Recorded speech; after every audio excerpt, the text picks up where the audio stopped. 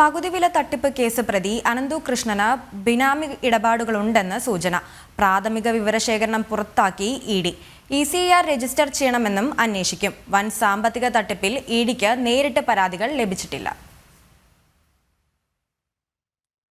നേരിട്ടുള്ള പരാതികൾ ലഭിച്ചിട്ടില്ലെങ്കിലും police register ചെയ്ത എഫ്ഐആറുകളിൽ ഇഡി കേസ് രജിസ്റ്റർ ചെയ്ത് അന്വേഷണത്തിലേക്ക് കടക്കാറുണ്ട്. പാതിവിലയ്ക്ക് ഇരുചക്ര വാഹനങ്ങൾ വാഗ്ദാനം ചെയ്തുള്ള തട്ടിപ്പിന്റെ വ്യാപ്തി വ്യക്തമായതോടെ തന്നെ ഇഡി വിവരശേഖരണം ആരംഭിച്ചിരുന്നു.